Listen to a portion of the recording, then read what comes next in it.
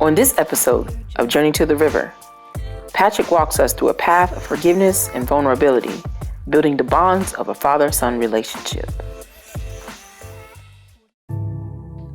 We set out on a plotted course on the road to destiny. That road is not ever absent the tolls of pain, bridges of disappointment, nor the traffic of trauma. For that reason, at appointed times, God calls us off-road to take a journey to his healing river. The precursor to that healing journey can be a season of success of failures, the start of new relationships, or the end of old ones, the beginning of new roles, the taking on of new responsibilities, loss, tragedy, or just stillness. No matter what, we know his plan is to work all things together for my good, your good, our good. God wants us to be whole just as much as he wants you to be his. This journey, although leading to freedom and wholeness, isn't without its challenges, and only the brave hearts have had the courage to endure. Here are some of their stories. Follow us on the journey to the river.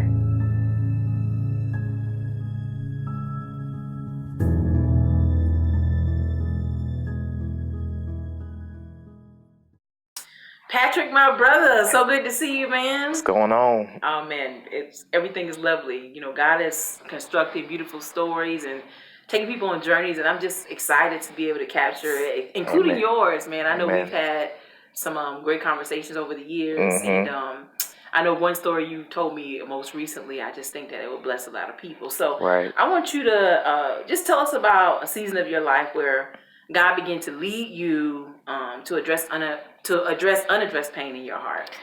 Man, I would just say as recently as of kind of like between 2017, 2018, the Lord took me on this journey where I was seeing things in my life kind of like fail, but I would try to go to a place where I would be like, just things were just stopping. You try to go one way and I'd be like, Lord, what's going on?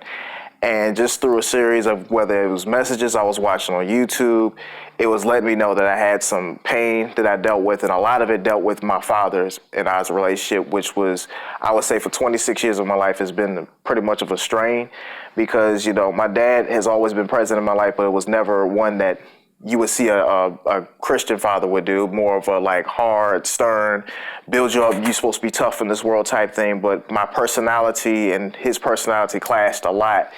And there was a lot of deconstructing that went on through my childhood. So I would say, long story short, by the time I got married, things really, really got heated and our relationship really kind of just fell to the cracks.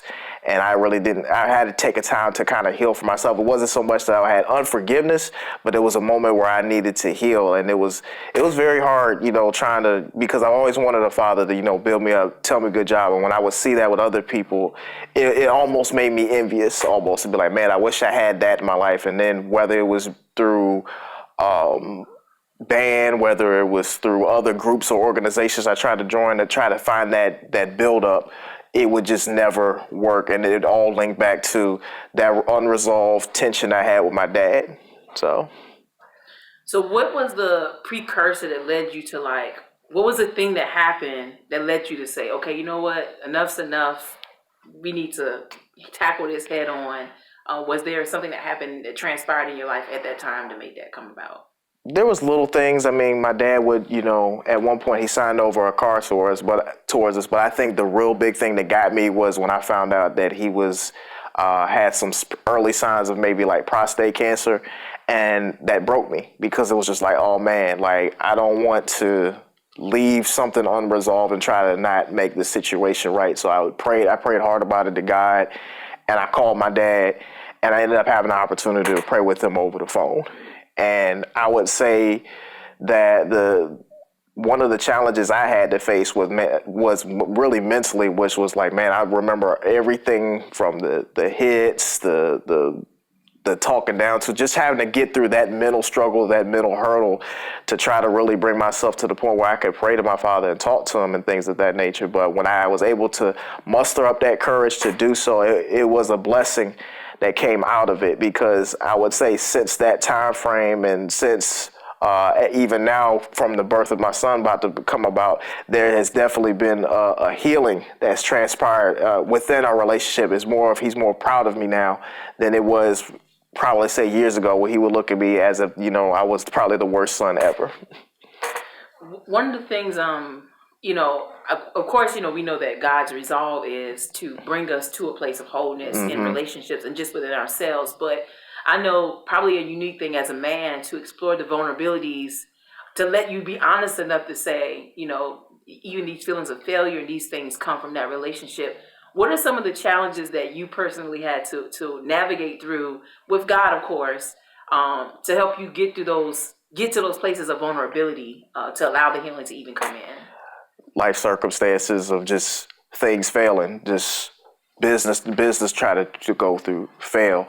Things in my job where, I would try my hardest to do things were fail. Like, a lot of these failures that happen are attention grabbers. And I knew that they were attention grabbers, but I didn't know necessarily what they were. But they were so frustrating to go through because they were weighing heavy on my soul. They're weighing heavy on my heart, as to say, man, why can't I be successful that I know that I can be? Why can't I be this person that I know that I can be? And it was tough to navigate through that. It was very tough to try to, be in a season where one thing after another thing failed, and then you have some people close to you kind of questioning, hey, you need to be like this, and you try to kind of compromise what you are, and then you just, it was a really, really dark place to go into at that moment, especially 2018 for sure.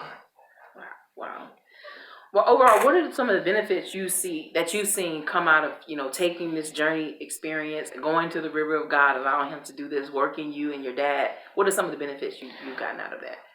Obviously, our relationship being restored, number one, but I would say number two, the biggest benefit that I would say is to make sure that, and I even did a message and I preached on it about keeping the inner man whole and healed and being unoffended. Because I think when you go through this journey in life, there's going to be things that you go through that will make you become offended, that will make you get to a place of being bitter. And it takes that moment of just being raw and transparent with God to say, look, God, I'm angry in this area, or me and my dad, from my mind says we don't have the best relationship. I don't know how to reconcile this, or whatever the situation may be. There's just this moment of just being raw and honest with God about where you're at and keeping your heart away from bitterness and offense, and so that your inner man can be made whole. Because with that left unchecked, it's just like driving a car that's got a bunch of lights flashing up there. Eventually that car is either going to break down or whatever. You're not going to have a working vehicle more. And how much more for the human body, where you got all these signals flaring up and you're leaving that unchecked. So my best advice would be just to make sure to leave that, keep your heart pure. But the benefits definitely was having my relationship with my father restored and being excited that he's going to be a grandfather and everything. And just seeing the dynamic of how our relationship is differently now would be a benefit for sure. One final question, yes, just out of interest and curiosity.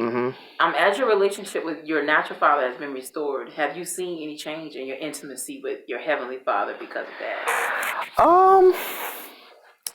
I would say no, and here's why I would say that. Because my intimacy with my Heavenly Father has always been the same. I never really looked at God as like my natural father, because of whether that been theological studies or just my own personal experiences. I'll share one quick one and go from there. Just from going home after listening to some music and then having a chapter in the book explain a season in your life of what you're going through, and then kind of talk to differently, like, this is what I got going for you. That just showed me a different light of what Father God is. Now, what it has done, it's probably enhanced my intimacy from a standpoint of just being able to relate to more father figures more. Yeah. But I would say, as far as change, it's in the aspect of that I always see God as like my dad. No, at one point I did, but as time went on. Oh, you hit the nail on the head. Yeah. It intensified the intimacy because of the parallel relationship. Yeah. That's really good. Yeah. Well, I'm blessed God that not only did he heal your relationship with your father, but also healed your inner man through that process. Yes. I'm sure giving you lots more confidence to move forward. And one of the beautiful things about God, if you're truly submitted as a son or a daughter. Before he makes you successful, he wants to make you whole, Right. so that you can manage the successes that he wants to bring to your life. Thank you, Patrick, for sharing your journey with us today. No problem. And I know it'll be a blessing to many men and women who may be navigating the same course. Thank you so much. No problem. Life is lived on a long road to God's ordained destiny for your life. Along the way, you may endure the tolls of pain, bridges of disappointment, the traffic of trauma, or a combination of them all. Like many, you become accustomed to surviving these challenges without ever addressing the impact that they have on the wholeness of your soul. However, God wants you to be whole just as much as He wants you to be His. So the beautiful part about the road of destiny is that it always runs parallel to the river of God. There is always an opportunity to go to His healing waters. The journey to this river is not without its challenges. In the newly released title, Journey to the River, author Cheray James offers spiritual insight and practical wisdom that helps you navigate and endure the healing work that lies ahead. From this book, you will gain God's heart for your wholeness, insight to prepare for your journey, wisdom to manage your healing process, and the courage to begin or finish your inner healing journey. Learn more at journeytotheriver.me.